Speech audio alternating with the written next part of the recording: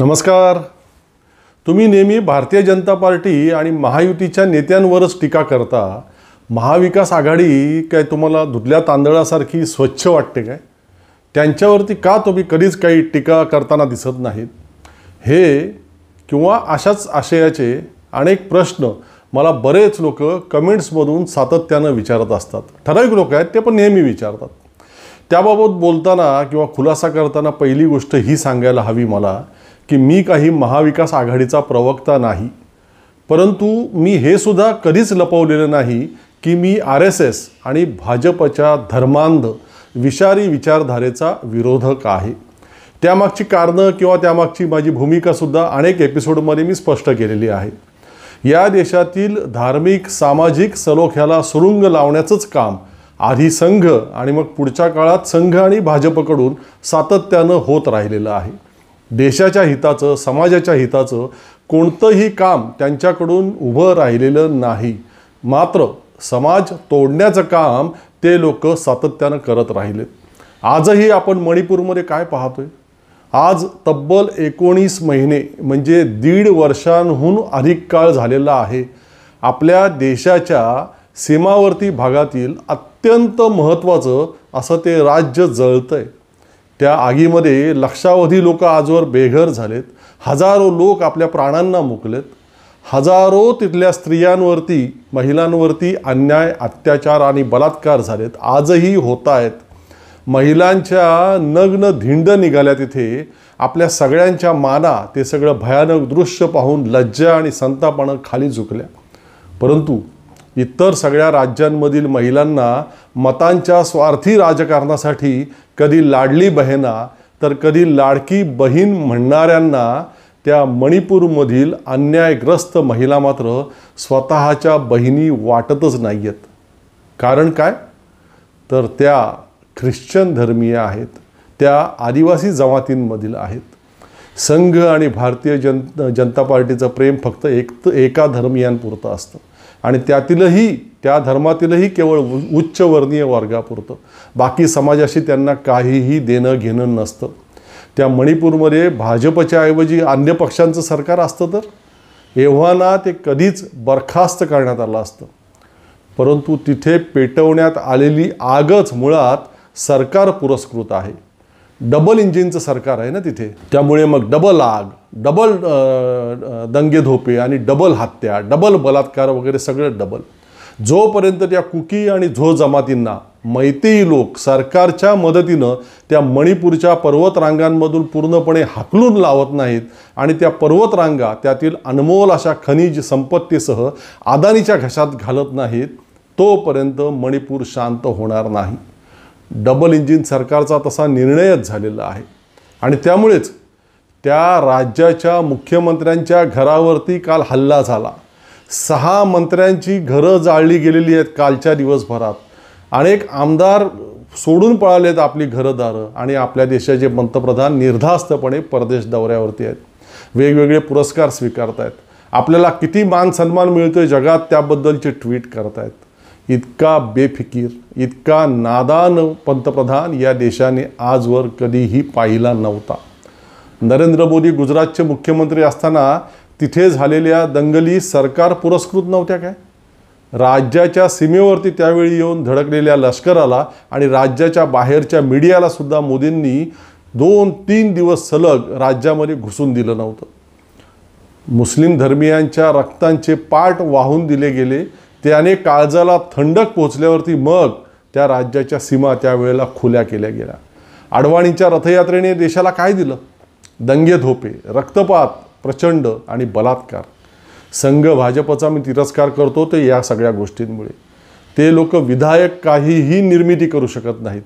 लोकांना जोडण्याचं काम ते कधीही करत नाहीत, भविष्यातही करणार नाहीत. तोडणं हे त्यांचं काम आहे.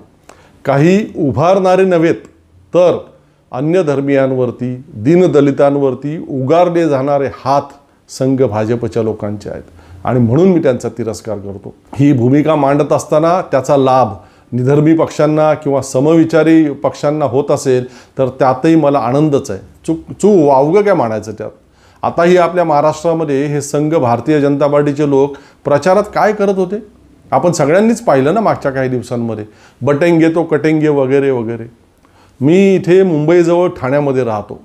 इथे मुंबईमध्ये मगरूर झालेले भाजप धार्जिणे गुजराती, जैन, मारवाडी लोक इथलेच भूमिपुत्र असलेल्या आपल्या मराठी माणसाला त्यांच्या सोसायट्यांमध्ये घरं घेऊन देत नाहीत. अनेक ठिकाणी मांसाहार करणाऱ्या मराठी माणसाला घरं नाकारली जातात.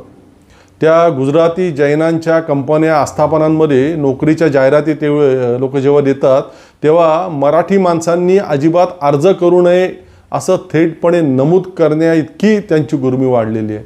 आणि असे हे लोक आता निवडणुकीच्या तोंडावरती बटेंगे तो कटेंगे वगैरे आपल्याला शिकवायला येतात, तेव्हा खरं म्हणजे या महाराष्ट्रातल्या तमाम मराठी माणसांनी त्यांना जोड्यानं बडवायला हवं होतं. आदला मधला काही काळ वगळला आपल्या इतिहासातला तर तब्बल 700 वर्ष इथे या हिंदू बहुल भारतभूमीवरती वेगवेगळ्या ठिकाणच्या मुस्लिम शासकांनी राज्य केलेलं आहे. ते त्यांना कसं शक्य झालं तो सगळा इतिहासही मोठाच रोचक आहे. कधीतरी आपण त्यावरही 2-4 एपिसोड नक्की करू. मग हे या वचवच करणाऱ्या बऱ्याच स्वयंघोषित हिंदुत्ववादी लोकांची बोलती बंद होईल. ते असो. तर मोगलांच्या नंतर मग आपल्या छत्रपती शिवाजी महाराजांचा आणि त्यांच्यानंतरचा काही काळ वगळता पुन्हा मग 150 वर्ष ब्रिटिशांनी या भारतभूमीवरती राज्य केलं. म्हणजे या सगळ्या 800-900 वर्षांच्या मोठ्या काळामध्ये इथल्या हिंदूंना कधी संपण्याची भीती वाटली नाही. आपला हिंदू धर्म संपून जाईल अशी धास्ती त्यांना कधी वाटली नाही. स्वातंत्र्यप्राप्तीनंतर 70 वर्ष काँग्रेसच्या हाती हा देश राहिला. कोणत्याही हिंदूंची कधी जबरदस्तीने सुनता झाली नाही. आणि आता नरेंद्र मोदींसारखा महाप्रतापी, महाशूर, हिंदू धर्मयोद्धा, विश्वगुरू या देशाचा पंतप्रधान असताना अचानक कसा काय बुवा या देशातील हिंदू खतऱ्यात आला? या 10 वर्षात कसं काय अचानक हिंदूंना बटेंगे तो कटेंगे वगैरे वाटायला लागलं? थोडा तरी विचार करणार आहात की नाही सगळे आपले लोक? मुस्लिमांच्या राजवटीमध्ये हिंदू इथला खतरे में नव्हता. ब्रिटिशांच्या राजवटीमध्ये इथला हिंदू खतरे में नव्हता. काँग्रेसच्या शासन काळामध्ये इथला हिंदू खतऱ्यात नव्हता. आणि आता प्रखर स्वयंघोषित हिंदुत्ववादी मोदींच्या राजवटीमध्ये हिंदू खतरे में कसा काय येऊ शकतो? आणि जर खरोखरच येत असेल तर मग नरेंद्र मोदी अपयशी आहेत असं म्हणावं लागेल. देशातील या तमाम हिंदूंनी त्यांचा मग राजीनामा मागायला हवा पंतप्रधान पदाचा. काहीही कोणीही आपल्या डोक्यात भरवत राहतं आणि आपले लोक त्यावरती विश्वास ठेवत राहतात. हे कधी थांबणार सगळं? त्या योगी आदित्यनाथचं सगळं राजकारणच धर्मावरती आधारित असतं. त्याशिवाय त्यांना बाकीचं काही येतच नाही, शिकलेलेच नाही आहेत. ते सगळे उत्तरेतून येणारे बागेश्वर धाम वगैरे सगळे बाबा बुवा भारतीय जनता पार्टीचे सुपारीबाज लोक आहेत. लोकांना भ्रमित करणं हेच त्यांच्यावरती सोपवलेलं काम आहे. आपल्या इथले अनेक पोटभरे हबप महाराजसुद्धा भाजपच्या पेरोलवरती आहेत. त्यांना दर महिन्याला ठराविक तारखेला ठराविक रक्कम भारतीय जनता पार्टीकडून न चुकता पोचवली जाते पॉकेटात भरून. त्यांचंही एकच काम आहे. त्यामुळे साध्या भोळ्या वारकरी संप्रदायाला भारतीय जनता पार्टीच्या दावणीला नेऊन बांधायचं बस. आणि आपण सगळे फसतो या सगळ्या पोटभऱ्या भोंदू बुवा महाराजांच्या काव्यामध्ये. कालच्याच भागात मी त्याबाबतचे काही नमुने दाखवलेले आहेत. तुम्ही कालचा एपिसोड जर पाहिला असाल तर नक्की पहा, तुम्हाला ते सगळं लक्षात येईल. विकासाची कोणतीही कामं या भारतीय जनता पार्टीवाल्यांना करता येत नाही कधीच. आणि मग निवडणुकीच्या वेळेला अडचण होते. लोकांना सांगणार काय? म्हणून मग हे सगळे धर्म बिर्माचे नाठाळ उद्योग. असो, महाविकास आघाडीमधील सगळे नेते किंवा सगळेच उमेदवार धुतल्या तांदळासारखे नाहीत हे मला देखील मान्यच आहे. परंतु दगड किंवा वीट यापैकीच काहीतरी निवडण्याची वेळ आपल्यावरती आलेली असल्यावर आणि त्या दोन्हींपेक्षा वेगळा, उत्तम आणि सक्षम असा अन्य पर्याय आपल्या समोर नसल्यावरती काय करायचं आपण मग? अर्थातच आपण दगडापेक्षा वीट मऊ मानणार. ती किमान आपला महाराष्ट्र आता जो गुजरातच्या दावणीला त्या दगडाकडून बांधला गेला आहे त्यापासून तर फारकत घेईल. जातीय धार्मिक तेढ निर्माण होण्याच्या उद्योगांना तर ती वीट आळा घालेल. फॅसिझमचा धोका तर थांबेल. अभिव्यक्ती स्वातंत्र्य तर देशातलं सोडा आपल्या राज्यातलं तर कायम राहील. आणि बंटी पाटील असोत किंवा आदित्य ठाकरे असोत, आणखी असे सगळे महाविकास आघाडीमधले धडाडीचे तरुण नेते जे आपण पाहतोय सगळे, आपल्या या महाराष्ट्राला ते पुन्हा देशात अग्रक्रमावरती घेऊन जातील हा आशावादही आहे. का नसावा? माझे अत्यंत अभ्यासू मित्र, गुजरात मॉडेलचे अभ्यासक सूरज सामंत यांनी कालच हा अतिशय सुंदर व्हिडिओ समाज माध्यमांवरती पोस्ट केलाय. तुम्ही पाहिला नसेल तर नक्की पहा. या निवडणुकीत ठरणार कोण निवडून येणार, कोणते सरकार बनणार, महाराष्ट्राला फायदा होणार की गुजरातला, आणि सोबत हेही ठरणार की तुम्ही महाराष्ट्रीय की महायुतीय. मग हा युतीय. पण त्या आधीच निकष सांगतो, जर महाराष्ट्रातील जे जे चांगलं ते सगळं गुजरातकडे जात असताना तुम्हाला गुजरात काय पाकिस्तानात आहे का हे विधान पटत असेल तर तुम्ही महायुतीय. शिवाजी महाराजांचा पुतळा भ्रष्टाचारामुळे नाही तर अपघाताने वाऱ्यांमुळे पडला असं वाटत असेल तर तुम्ही महायुतीय. वारंवार केला जाणारा छत्रपती शिवाजी महाराजांचा अपमान तुम्हाला सहज पचवता येत असेल तर तुम्ही महायुतीय.